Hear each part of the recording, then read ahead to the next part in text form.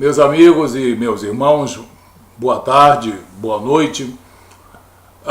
Eu gostaria de fazer hoje uma consideração sobre a doutrina espírita, uma doutrina em que eu fui criado.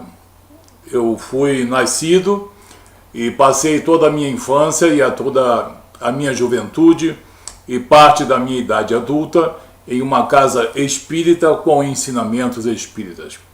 Meu pai era um homem de uma retidão muito grande, fundador de centro espírita, bibliotecário, mensageiro nos centros espíritas, e eu acompanhei meu pai muitas vezes em diversas sessões espíritas. E nós conversávamos muito sobre o espiritismo, sobre o mundo espiritual. E ele era um mestre nessa área. Ele era muito procurado e muito consultado. Relutava em aceitar o cristianismo bíblico, tanto que nós recebíamos na época muitos missionários batistas, principalmente, vindo do Canadá e dos Estados Unidos, e meu pai falava muito bem o inglês, e eles ficavam lá conversando, fazendo as suas apologias. Eu não entendia nada, mas eu sei que ficavam os batistas de um lado e meu pai do outro, e um balançava a cabeça dizendo sim, o outro balançava a cabeça dizendo não, e aquela velha história que vocês conhecem. Mas a doutrina espírita, ela tem, quando ela é cumprida de maneira séria e de maneira realmente honesta, e eu posso falar disso porque embora não tenha uma formação espírita, não seja um espírita, eu fui criado em um lugar tipicamente espírita e com acesso a diversos livros espíritas. Eu li O Céu e o Inferno, o livro dos Espíritos, Gênesis e uma série de outros livros. Tive acesso à literatura de Allan Kardec, de Leon Denis. Enfim, eu sei que a doutrina espírita, quando ministrada de maneira séria, ela pode levar o homem,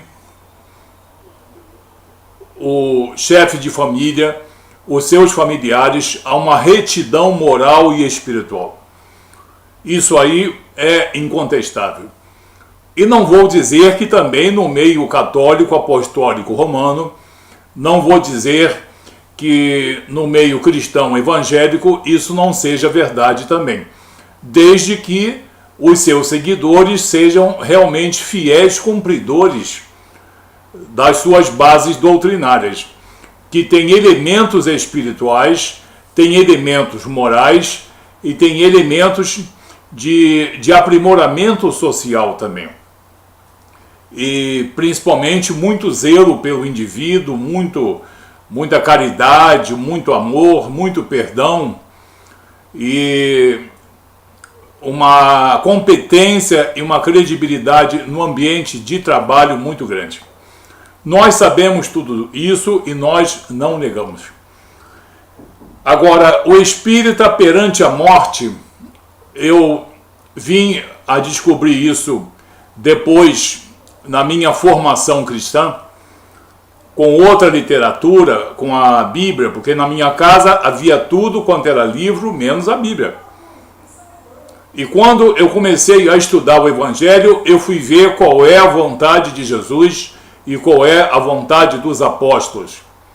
Eu fui procurar a verdade, porque o meu pai mesmo, ele me disse certa vez, você pode buscar a verdade, porque um dia você vai encontrar a verdade. E eu era bem jovem. Então meu pai não tinha conhecimento dessa verdade, ele me falava de uma verdade que eu iria descobrir depois. Parece até que ele estava profetizando. Quando o espírita fala da morte, ele fala logo em reencarnação, em vidas sucessivas, em aprimoramento moral e espiritual mediante a lei da ação e reação, a lei karmática, a lei do fez tem que pagar, porque é assim que o látego do pecado age no espírito do homem e da mulher, tornando ele mais refinado, digamos assim, no campo espiritual. Sim, mas eu fui ver que esse ensinamento, tipicamente espírita, não está de acordo com os ensinamentos de Jesus e dos apóstolos. Não está em acordo e está em total desacordo. Existe uma verdadeira antítese entre os ensinamentos de Jesus e os ensinamentos dos codificadores do século XIX. Em primeiro lugar, nós temos aqui, no Evangelho de Lucas, no capítulo 16, a partir do verso 19, uma coisa extremamente importante que vai se repetir em outras partes da Bíblia. É a parábola do rico e do mendigo, em que Jesus fala de dois homens, um bom e um mau, para ser breve, para que o vídeo fique curto, um bom e um mau, e ambos morrem. E no verso 22, tem uma coisa muito importante aqui. Aconteceu morrer o mendigo e foi levado pelos anjos para o seio de Abraão. Morreu também o rico e foi sepultado. A primeira coisa que eu vejo aqui é que o espírito do homem, e isso se repete na parábola da rede, dos peixes e em outras áreas. Nessa parábola de Jesus está dizendo praticamente: o espírito do homem é soberanamente levado. Ele é soberanamente carreado para um lugar de salvação ou para um lugar de condenação. Não existe aquela preconizada autonomia do espírito de ir para a esquerda, para a direita, de ir para um lugar buscar os seus amigos e depois decidir se ele volta, decidir se ele fica, qual é a vida que ele tem. Isso é completamente, tipicamente espiritualista, mas é completamente o contrário aos ensinamentos de Jesus. Além do que ele diz no verso 22, da soberania dos anjos sobre todo o espírito, tanto do salvo quanto da pessoa condenada, esses dois lugares, o lugar de condenação e o lugar, digamos, sofrimento de expiação, eles são completamente distintos. Eles estão longe, naturalmente no campo físico, porém, aqui mais certo é dizermos que eles estão completamente afastados no campo espiritual. Então, não existe uma comunidade espiritual com espíritos bons, médios e espíritos ruins, segundo os ensinamentos de Jesus. Ele diz no verso 26, e além de tudo está posto um grande abismo entre nós e vós, de sorte que os que querem passar daqui para os outros não podem, nem os de lá passar para nós. Então, o que é importante aqui, nessa parábola de Jesus, e vamos dizer que essa é suficiente, mas se essa não for suficiente, nós podemos examinar as outras parábolas de Jesus, em que nós vemos que os ceifeiros, os anjos do Senhor, soberanamente, cumprindo a vontade de Jesus, determina, ordena, na sua soberania, que somente Jesus tem, de que os anjos vão, peguem aquele espírito e o levem soberanamente e de modo irresistível para um lugar determinado por Jesus e não determinado por homem, mulher ou doutrina. Então, aí já fica essa doutrina, a doutrina espírita precisa repensar quando examina essa parábola, que está em Lucas capítulo 16, a partir do verso 19. Porque ela é completamente contrário a essa autonomia do espírito e a uma comunidade de espíritos. Nós sabemos que isso é completamente contrário aos ensinamentos de todas as Escrituras. E, em segundo lugar, para nós terminarmos, fica sempre aquela velha referência, sempre atual, que está em Hebreus capítulo 9, verso 27 e verso 28, que alguns eruditos, adeptos do Espiritismo, desejam tanto contestar e vão na língua original, vão no grego e, digamos, examinar, e vêm com técnicas sofismáticas, dialéticas e suas retóricas, tentando desmentir o texto bíblico, o texto escriturístico. Diz em Hebreus 9, 27, que já é de conhecimento de muita gente: e assim como aos homens está ordenado morrerem uma vez, vindo depois disso o juízo. Aos homens está ordenado morrerem uma só vez, vindo depois disso o juízo. Então, depois disso, não tem segunda chance, terceira chance, quarta chance. O autor aqui de Hebreus, provavelmente Paulo ou Lucas, existem outras especulações também, mas ele diz na sua autoridade, no seu conhecimento da doutrina de nosso Senhor Jesus Cristo, que existe uma só vida, vindo depois disso o juízo. Qual é o pretexto, qual é o recurso que alguns eruditos espíritas usam contra essa passagem? Quem morre é a carne, mas o espírito fica vivo.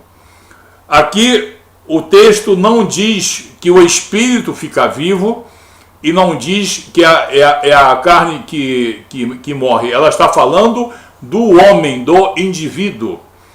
Não existe nenhum indivíduo na face da terra que esteja vivo e seja formado apenas de espírito e formado apenas de carne. Ele é, no caso, carne, animado pelo espírito e pela alma. Então, o que o autor de Hebreus está dizendo aqui, que o que nós conhecemos como ser humano vivo se desfaz, ou seja, a união entre o espírito e a carne se faz, sobrevivendo o espírito e a alma para o juízo, vindo logo depois o juízo. Então, se a união da carne e da natureza espiritual do homem só se faz uma vez e só se desfaz uma vez, não existe o processo das vidas sucessivas. E ele continua no verso 28. Assim também Cristo, tendo se oferecido uma vez para sempre, para tirar os pecados de muitos, aparecerá segunda vez sem pecado aos que o aguardam para a salvação. Então, esse texto de Lucas capítulo 16, a partir do verso 19, não é isso? E também Hebreus 9, 27 e 28, são duas passagens escriturísticas, bíblicas, para serem considerados pelos nossos amigos espiritualistas, que são estudiosos, dizem que estão sempre buscando uma fé baseada em evidências científicas, em raciocínio e em lógica. A palavra de Deus, as Escrituras, a palavra de Jesus e dos apóstolos, ela é soberana em todo o cristianismo. Não existe nenhuma literatura deixada por Jesus ou pelos apóstolos ou pelos profetas que não esteja nas Escrituras. qualquer outra literatura geralmente vai de encontro com os ensinamentos de Jesus e dos apóstolos. Então, quando os nossos amigos espíritas falam da morte, nós vemos muitas vezes aquele brilho nos olhos, aquela esperança de vidas sucessivas, e isso é muito bonito quando é associado a um coração muitas vezes misericordioso, mas acontece quando nós acreditamos no processo reencarnatório, quando nós acreditamos que após essa vida existem outras vidas e que a evolução moral e espiritual do homem, como também a intelectual, dependem essencialmente do homem, nós estamos pecando. Nós estamos pecando contra o Espírito Santo de Deus e estamos pecando contra a vontade de Jesus, porque nós estamos dizendo que a obra de salvação de Jesus foi completamente desnecessária. Ou pelo menos nós estaríamos negando a necessidade ou a eficácia da obra salvadora de nosso Senhor Jesus Cristo, que é uma obra de salvação. Não apenas uma obra de maestria, de ensinamentos, mas uma obra de resgate, de salvação, de reconciliação com Deus, de anulação de pecados. Assim, eu deixo esse recado para os nossos amigos espiritualistas, para que eles continuem a buscar a verdade e não se satisfaçam com qualquer ensinamento. Afinal de contas, a Bíblia é para ser adotada ou para ser rejeitada. Isso é muito sério, isso é muito grave, porque rejeitar a Bíblia é rejeitar a vontade de Deus. O fato de terem existido ou existirem homens muito eruditos e muito sábios, isso nada tem a ver com verdades espirituais. Então, a Bíblia é desafiadora. O próprio apóstolo Paulo, em Gálatas, diz: se alguém vos pregar um outro evangelho além desse, mesmo que seja um anjo vindo dos céus, seja isso anátema, seja isso maldição. E Paulo recebeu de Jesus, está lá em Atos dos Apóstolos, capítulo 9, verso 15, total conhecimento e autoridade para pregar um evangelho legítimo, um evangelho genuíno. Então, quando os nossos amigos espíritas pensarem na morte, o que acontece após a morte, é preciso repensar, é preciso buscar nas Escrituras a vontade de Jesus, o ensinamento de Jesus e dos apóstolos, porque se nós não seguirmos os ensinamentos de Jesus e dos apóstolos, nós estamos menosprezando a intervenção de Deus em nossa vida. Se menosprezar um ser humano já é uma conduta extremamente grave. E os espiritualistas sabem disso, eu sei disso. Os espiritualistas sabem que qualquer menosprezo ou desdém à pessoa humana já é algo pecaminoso, quanto mais desdenhar a vontade soberana de Jesus e dos apóstolos que foram qualificados por ele, como é o caso especificamente do apóstolo Paulo. Assim, é preciso repensar, é preciso estar de coração aberto. Ninguém está dizendo que as pessoas estão fazendo coisas desnecessárias, mas se as pessoas colocam no seu entendimento e no seu coração que o espírito do homem está livre para fazer o que bem entende, e que a, remissão de nossos pecados e que a nossa reconciliação com Deus depende da nossa ética, das nossas obras, ou do nosso conhecimento, ou dos nossos méritos, estará atentando contra a vontade de Jesus. E isso vai trazer graves consequências. E nós sabemos que no meio espiritualista existem muitas condutas e muitos conceitos que são inteiramente contrários ao que está disposto nas Escrituras. Então, meu amigo, repense, faça uma meditação na Bíblia, principalmente nessas duas passagens ditas aqui. Lucas capítulo 16 e Hebreus 9, 27 e 28, que apesar da retórica de alguns eruditos espiritualistas, essas verdades não são contestáveis. Elas são verdades absolutas e falam da soberania de Jesus sobre todo o Espírito. Repito, a soberania total e absoluta de Jesus sobre todo o Espírito. E após a morte virá o, digamos, carrear absolutamente soberano de Jesus, manifesto em seus anjos, para que cada espírito seja conduzido ao seu devido lugar. Então, é preciso que a comunidade espiritualista repense nesses conceitos, porque são conceitos de salvação, porque nós não podemos ser bondosos e misericordiosos na face da terra, e no espírito nós sermos relutantes, nós sermos rebeldes contra os ensinamentos de Jesus. Será que algumas coisas podem compensar outras? Será que algumas palavras ou atitudes de alta relevância podem cobrir uma desobediência aos ensinamentos de Jesus? Essa é a grande gravidade que muitos na comunidade espiritualista não entendem e não querem aceitar.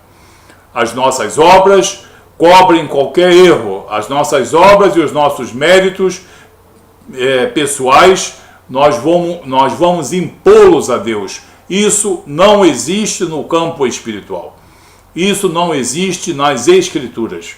Jesus estabeleceu uma obra de salvação. E essa obra de salvação tem que ser obedecida por todo homem e toda mulher, independente de qualquer aspecto doutrinário que tenha recebido de homens. Que Deus abençoe você, que você se aprimore no conhecimento da vontade de Jesus, do Jesus soberano, do Jesus Salvador, do Jesus reconciliador com Deus. Que Deus abençoe você e a tua casa. Até um próximo vídeo. Muito obrigado.